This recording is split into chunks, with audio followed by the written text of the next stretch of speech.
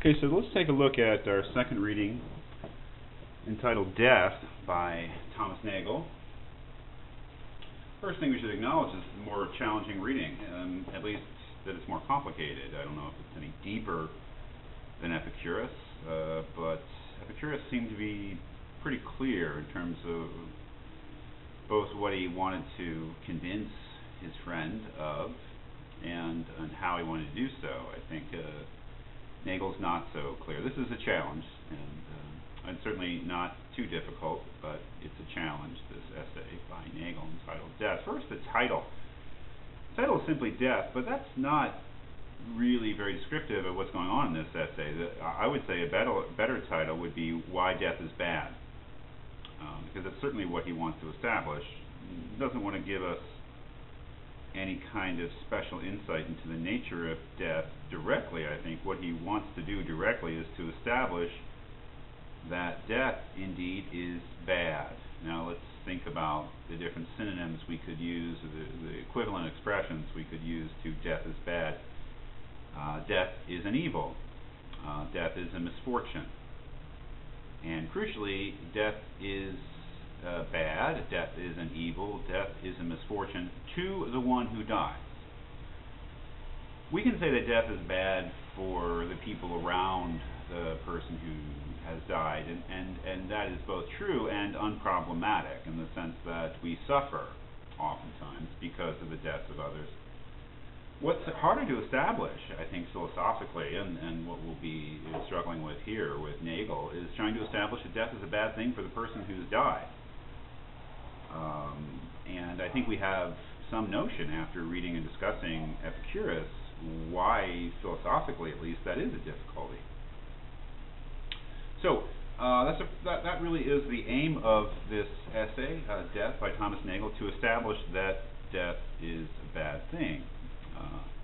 As he says there on the first page, which is of course page 73 of your essay, the question arises whether it is a bad thing to die. And again, whether it is a bad thing to die for the person who is dead, for the person who has died.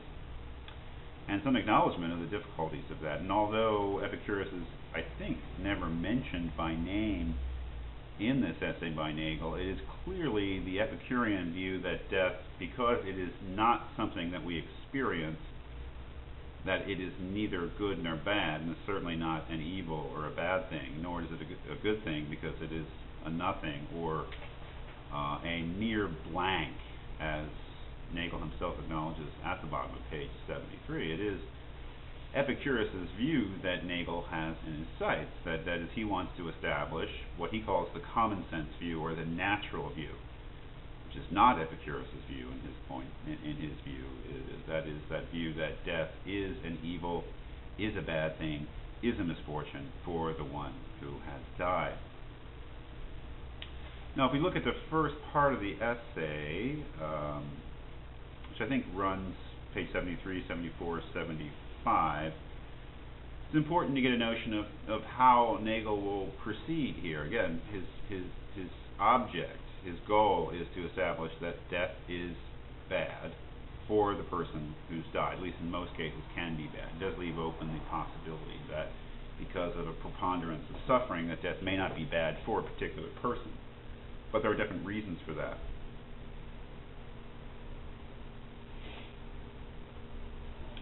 Now, the first thing that he wants to establish is, he doesn't totally disagree with Epicurus. That is, I think he views that notion of death as a limit, to death as the end of experience, and death as something, strictly speaking, that we do not experience. I think he shares that with Epicurus, but what he wants to say is that although that is true, we can still say, sensibly, that someone's death is a bad thing for them, or someone's death is a misfortune for them, even though they're dead, and even though it's something that they don't experience. I think his first step in doing this is on page 74 in the second paragraph. He says, clearly, if death is an evil at all, it cannot be because of its positive features, but only because of what it deprives us of. That is, that if we're going to develop an argument that death is a bad thing, we will not succeed succeed if we argue on the basis of its positive features. Now, its positive features could be viewed as its inherent features. The positive feature, this isn't positive good as in negative bad, but rather positive in the sense of a feature that something actually has. For instance, we may say that positive feature of an apple is being read, or a positive feature of a book is having pages. That is, his strategy is not to say that death itself is an inherent evil. That is, there's something about death that one of its features that is inherently bad. Rather, it's the latter part of the sentence that we should focus on, but only because of what it deprives us of. So the strategy here is to argue that death is a bad thing, not because of any of its inherent features, not because certainly being dead is a bad thing, but rather because death deprives us of something. So something can be bad inherently because of its positive features, say something like pain, whereas other things can be bad not because of any of their positive inherent features, but because of their effects or their results. One might say that there's nothing inherently bad about putting a winning lottery ticket through the wash and ruining it. There's nothing inherently painful about that or inherently bad about that. It's just a piece of paper with some numbers on it.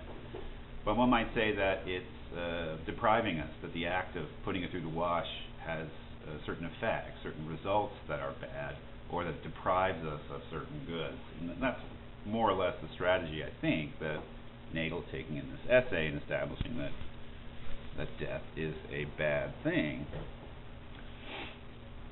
So that if you look down at the bottom of page 74, he characterizes this difference or this way that death can be viewed as bad. He says, if we turn from what is good about life, and he's just mentioned certain inherent qualities of being alive that we consider good, if we turn from what is good about life to what is bad about death, the case is completely different. Essentially, though there may be problems about their specification, what we find desirable in life are certain states, conditions, or types of activity. It is being alive, doing certain things, having certain experiences that we consider good. That is, it's the very activity of being alive and the things associated with that that we consider to be good. But if death is an evil, it is the loss of life rather than the state of being dead or non-existent or unconscious that is objectionable. This asymmetry is important. That is, that there's an asymmetry, or there is a lack of... There are different approaches to how we regard the goodness of life on the one hand and the badness of death on the other. When we say that life is good, we say the state of being alive is good. But this isn't the way we approach saying that death is bad, because if death is bad, it's not the state of being dead that's bad. The state of being dead is nothing. And then he says, if you live longer, if someone lives longer than another person, we might say that they've gotten more of the goods of life. If someone has been dead longer than another person, he says Shakespeare has been dead longer than Proust, we wouldn't say that Shakespeare has more of the bads or evils of death than Proust because he's been dead longer. That's not the way it works. So again, it's not that being dead is a bad thing and that's why death is bad.